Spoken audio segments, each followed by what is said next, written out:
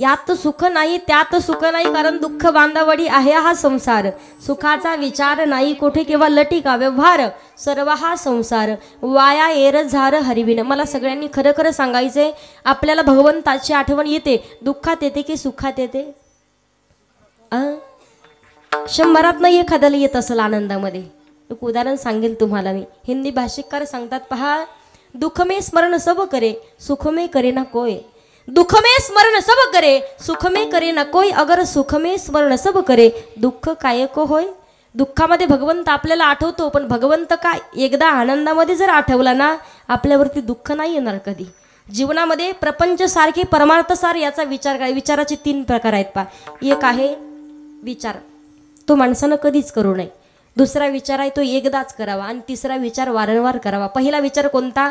व्यसन करण्याचा विचार, आणि दुसऱ्याचं वाटोळा करण्याचा विचार माणसानं कधीच करू, महिला मंडळ कधीच करू, चंद्रभागा कधीच करू. तुम्ही लय बोटं मोडत असता, काही जणी नवसही करत असतील, काय सांगता येत नाही. दुसऱ्याचं वाटोळा करण्याचा विचार माणसानं कधी करू नये. दुसरा विचार कोणता? एकदाच करावा. सावधान. झालं का इथं सगळ्यांचं? नाही, मी पोरगी नाही पाहिली, तुम्हाला आनंद वाटेल उगाच, कारण कुठेही गेलं तरी सध्या भानगड विकट झाली. आमच्या गावामध्ये एक मुलगा मला म्हणे, ताई तुम्ही रोज फिरता गावोगावी, एखादी पोरगी पहा. म्हणलं वय काय चालू? म्हणे 42. 8 वर्षासाठी कशाला बट्टा लावून घेतो? म्हटलं गप ना आता. गावागावात टॅम्पू निघत आहेत पा. लग्न होते कोणाचे? जे सप्ताहात कीर्तनाला बसतात त्यांचे, जे सप्ताहाचं नियोजन करतात त्यांचे, जे आईवडिलांना व्यवस्थित सांभाळतात त्यांचे, ज्या स्वतःच्या पायावर काहीतरी अस्तित्व त्यांनी निर्माण केलंय त्यांचे. पण जे रोज या गल्लीतून त्या गल्लीत, त्या गल्लीतून त्या गल्लीत इला कट हाणणार, तिकडून जाणार, त्यांनी फक्त एक काम करायचं, भगवे कपडे घालायचे, मोठ्या मोठ्या रुद्राक्षाच्या माळा घालायच्या ऋतुस्तवर, असा आडवा भस्म लावायचा. भम भम भोले टेकडी वाले कैलास के राजा चिल्लीम भराय ताजा दम लगाने आजा के चलो हिमालय के गुफा. तिकडे गेले तर शांतता, इकडे नाही भेटणार. एकदाच करावा विचार, डबल तर राहिलंच नाही आता. एकदाच व्हायची पंचायत झाली. एकदाच करावा विचार. का? हा जरी विचार डबल केला तर 2 बायका आणि फजिती आई का अशी भानगड होती पहा. उदाहरण सांगते मी तुम्हाला. इथे ब्राह्मण बुवाचं डबल लग्न झालं. नेमका संक्रांतीचा सण आला आणि अगोदरच्या दिवशी या दोघीचे लागले ना भांडण, केसाला वडायच्या नुसत्या. ही म्हणायची माझ्याकडे अगोदर जेवायला या, ती म्हणायची माझ्याकडे अगोदर जेवायला या. हा म्हणे जिचा अगोदर स्वयंपाक होईल मी तिच्याकडे जेवायला येतो, पण तुम्ही भांडू काय नका. दुसऱ्या दिवशी पहिली केलेली जरा हुशार होती, दुसऱ्या मजल्यावर राहायची, संस्कारी होती, वारकरी संप्रदायाचा वारसा जपणारी होती. पहाटे 4 वाजता उठली, पुरणपोळीचा स्वयंपाक केला. सकाळी 6 वाजता आवाज दिला, म्हणे अहो जेवायला झालंय, लवकर वरती या. ब्राह्मण मुलांनी असं धोतर वरती धरलं, 2-3 पायऱ्या जिन्याच्या चढले, खालची डोळे चोळीतच बाहेर आली. तिला वाटलं ही एकदा वरती गेले तर परत लवकर खाली नाही यायचे. पटकन गेली, ब्राह्मण बुवाचे खालनं पाय पकडले. तिनं जसे पाय पकडले तेवढ्यात वरचीनं शेंडी पकडली. दोघींनी दोन्हीकडे ओढला. ब्राह्मण बुवा दोघींनी मिळून खाली पाडला. एक बसली छातीवर आणि एक बसली पायावर. तेवढ्यात शेजारच्या केसरा काकू आल्या. केसरा काकू म्हणतात, ब्राह्मण बुवा अहो यावर्षी संक्रांत कशावर आहे? ब्राह्मण बुवा म्हणतात, दिस नका, 2 तास झाले माझ्यावरती बसल्यात. आणि संक्रांत कशावर येत नाही, पहिली गडी माणसावर येते. पप्पाचे पप्पा मागच्या वर्षी 5 ग्रॅमची नथनी गेली, मग यावर्षी सांगा ना किती ग्रॅमची करता. खरंय की नाही? हा विचार एकदाच करावा. आणि तिसरा विचार, नामधरा कंठी विठोबाचे. जीवनामध्ये नामस्मरण करण्याचा विचार माणसाला वारंवार करायचा आहे. मग नामस्मरण करायचंय, भजन करायचंय, कीर्तन ऐकायचंय, मग आवडीनं परमार्थ करावा की सवडीनं करावा? महिला मंडळ तुमचा कसा चालू आहे? 8 दिवस 9 दिवस कीर्तन आहेत. एवढ्या तुम्ही ज्या दिवशी चांगला पदार्थ असेल त्या दिवशी पंक्तीला कीर्तनाला येत आहेत. खरंय की नाही? 8 दिवस कीर्तन जाऊ, 2-4 कीर्तनाला, शेवटच्या दिवशी काला महाप्रसाद. अजिबात काही गरज नाही मध्ये जायची.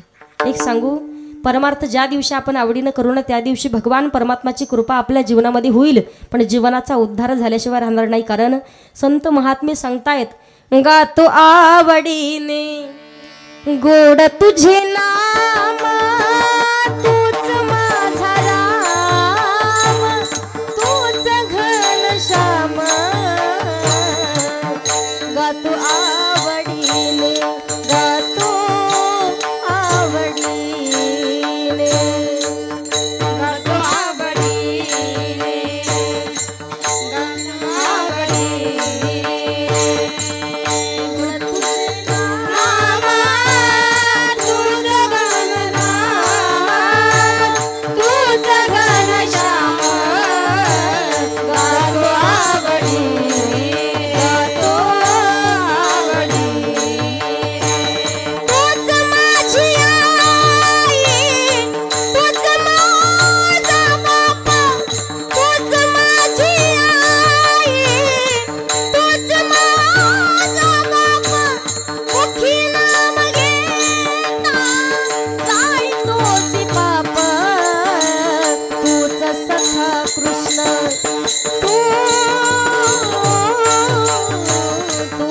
सखा कृष्ण तुझा मी सुदामा तूच माझा राम तूच घनश्याम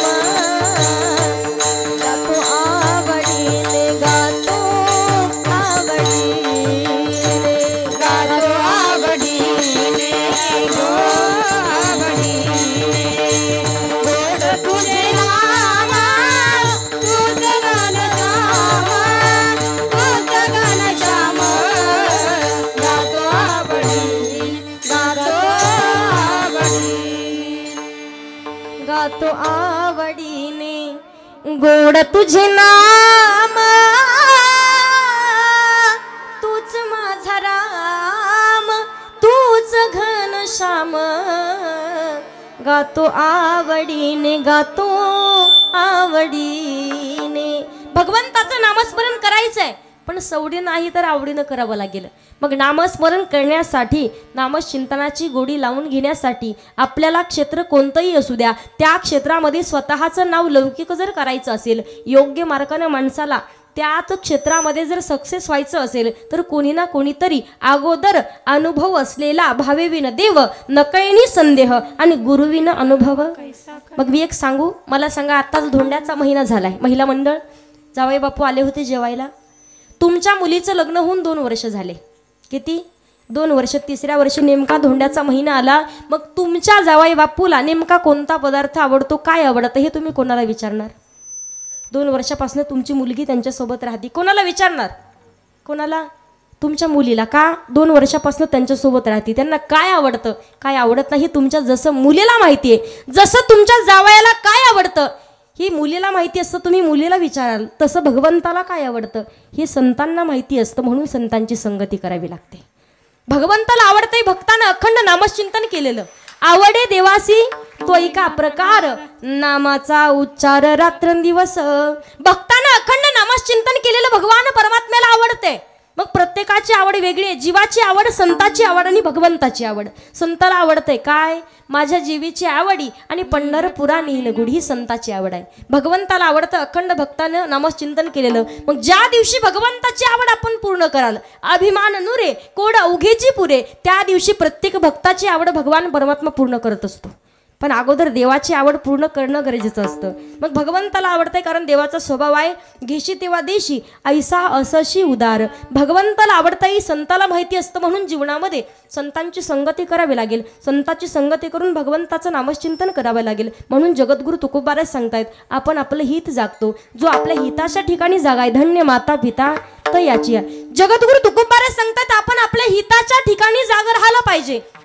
म्हणून ज्यांच्यासाठी परमार्थ होता कांदा मुळा भाजी अवघी विठाबाई माझी लसूण मिरची कोथिंबिरी अवघा झाला माझा हरी किंवा विठ्ठल जळी स्थळी भरला रीता ठाव नाही उरला नाही तर देव नटला नाना परी भरुनी उरला चराचरी भरुनी उरला चराचरी देव नटला नटला नाना परी नटला नाना परी भरुणी उरला चराचरी. अंश असणारे संत अधिकारी महात्मा संत भगवान परमात्माचे लाडके भक्त अधिकार संपन्न संत सावता महाराज यांचा अधिकार नामदेव महाराज सांगताय धन्य त्याची माता धन्य त्याचा पिता धन्य त्याची माता धन्य त्याचा पिता धन्य त्याची माता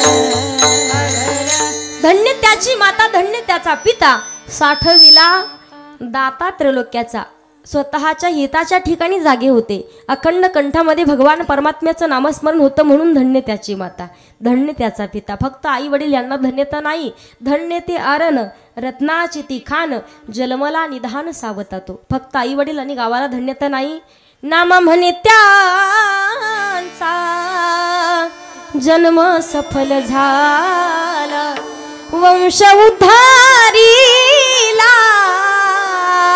माळियाचा सावता सागर प्रेमाचे आगर. त्या कुळालाही धन्यता दिली, पण कधी स्वतःच्या हिताच्या ठिकाणी जागे होते. भगवान परमात्म्याला हृदयामध्ये साठवून ठेवलं म्हणून नामदेव महाराजांनी सांगितलं धन्य त्याची माता, धन्य त्याचा पिता आणि साठविला दाता त्रैलोक्याचा. म्हणून जगद्गुरु तुकोबारे सांगतायत, जो आपलं हित जागतोय, जो आपल्या हिताच्या ठिकाणी जागाय, धन्य माता पिता तयाची या. मग अशाच आईवडिलांच्या पोटी कोणत्याही कुळामध्ये सात्विक विचाराची मुलं जन्माला येतात, त्यांचा आनंद थेट भगवंताला होतो. अभंगाचं दुसरं चरण. कुळी कन्या पुत्र होती जे सात्विक, कुळी कन्या पुत्र होती जे सात्विक, कुळी कन्या पुत्र होती जे सात्विक, कुळी कन्या पुत्र होती जे कुळी कन्या पुत्र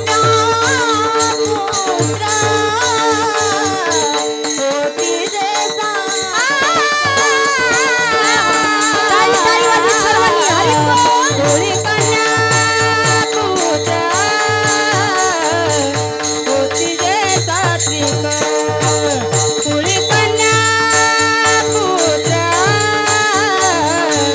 होती जे सात्विक, कुळी कन्या पुत्र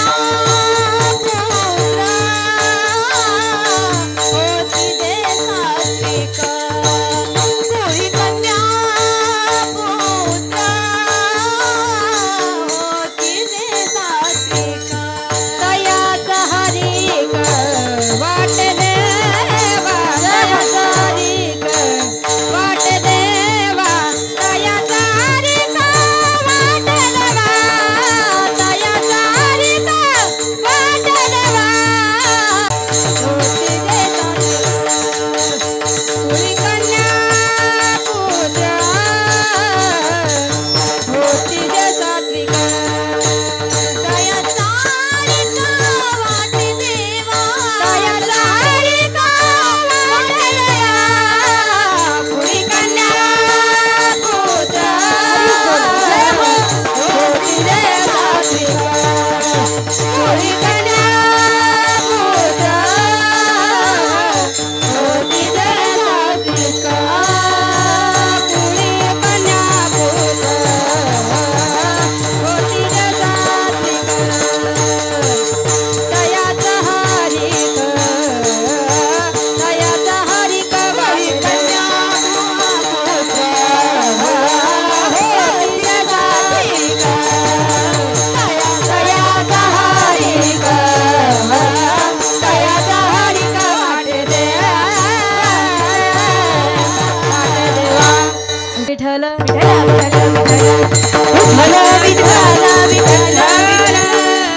अभंगाच्या दुसऱ्या चरणामध्ये जगद्गुरु तुकोबारे सांगतायत, ज्या कुळामध्ये सात्विक विचाराची मुलं जन्माला येत आहेत, सात्विक विचाराच्या मुली जन्माला येतात, त्यांचा आनंद थेट भगवंताला होतो. गावाला नाही, तालुक्याला नाही, जिल्ह्याला नाही सांगितलं, थेट भगवंताला आनंद होतो. पण तसे लेकरं जन्माला येणं गरजेचं असतं. पहा, कारण आपण पाहतो कधी कधी असे गावामध्ये लेकरं, घरामध्ये लेकरं जन्माला येतात, अगोदर गावाला ताण देतात, नंतर घराला ताण देतात, आणि एकदा का आई वडील बेजार झाले मग त्यांनाच वाटतं यांनी नसतं जन्म घेतला तर बरं झालं असतं. एक उदाहरण सांगते पहा तुम्हाला. एका बाईला जरा माहेरी जायची सवय होती. कोणताही सण आला की बांधलंच गाठोडून 2-4 लेकरं सोबत घ्यायची, निघालीच माहेरी. 2-4 लेकरं सोबत घेतले, बाई बाई जाते ग माहेराला, बाई बाई जाते ग माहेराला. बस स्टँडवरती आली गावातल्या, बसवाल्यांना हात केला, बस थांबली. बस थांबल्याच्या नंतर तिने सगळ्यात लहान लेकरू उचललं, बसमध्ये ठेवलं. बसमध्ये लहान लेकरू ठेवलं, पण त्याला वाटलं माझी आई मला कुठेतरी सोडून चालली. दुसरं उचलून बसमध्ये ठेवेपर्यंत पहिल्या टुपकून खाली उडी मारली, तिसरं ठेवेपर्यंत दुसऱ्या टुपकून खाली उडी मारली, चौथं ठेवेपर्यंत तिसऱ्यानं उडी मारली. अर्धा तास गेला आणि एकही लेकरू बसमध्ये नाही. कंडक्टर वयस्कर होते. असा राग आला. कंडक्टर म्हणतात मावशी काही कळतं का तुम्हाला? लाज वाटते का? तुमच्यामुळे अर्धा तास बस लेट झाली. घरची गाडी का तुमच्या निघालात सरकारी बसनी प्रवास करत आणि खुशाल एवढे मोठे लेकरं घेऊन एक काम करा, तुम्ही वरती चढा म्हणजे तुमचे लेकरं तुमच्या पाठीमागे येतील. मावशी वरती चढल्या. तरा तरा तरा तरा तरा त्यांचे लेकरं त्यांच्या पाठीमागं. कोणी शेटा खाली घातली, कोणी पाया खाली घातले. आज तर 10वीला पण सांगते 6वीला याचा अर्धच काढा, त्याचं तिकीटच काढू नका, याला फुकटच घेऊन चला. कंडक्टर तिकीट काढायला आले. कंडक्टर म्हणतात मावशी घरची गाडी असेल तर ठीक आहे, एवढे मोठे लेकरं प्रवासाला घेऊन निघणं, अर्धा तास तुमच्यामुळे बस लेट झाली. एवढे लेकरं घेऊन कुठे प्रवासाला निघायचं असतं का? अर्धे लेकरं घेऊन यायचे, अर्धे लेकरं घरी ठेवायचे. मावशी म्हणती मामा शांत बसा, अर्धेच आणलेत. कोठे काही एक आहे तर लेकरं पाहिजेत. पुत्रे दे ऐसा गुंडा ज्याचा तेही लोकी झेंडा, किंवा कन्या तरी ऐसी देई जैसी मीरा मुक्ताबाई. सात्विक विचाराची मुलं पाहिजेत. कसा? भगवान प्रभू रामचंद्रांच्या सारखा मुलगा पाहिजे, बाळ ध्रुवाच्या सारखा मुलगा पाहिजे. भगवान परमात्मा अगदी तुम्हाला सांगेल गोपाल कृष्णांच्या सारखा मुलगा पाहिजे. तेवढंच नाही, महाराष्ट्राचे राजे छत्रपती शिवाजी महाराजांच्या सारखा मुलगा पाहिजे. असा जर मुलगा असेल तर नक्कीच भगवंताला आनंद झाल्याशिवाय राहणार नाही. आपला पप्या म्हणजे काडीमोडी हात पाय भली मोठी डेरी नाकातून गंगा जमन काय म्हणे माझा वाघ. कोणत्या कोपऱ्यातही वळखायला, ढेकल्यात टाकला तर वळखायला नाही येणार लवकर. आणि काय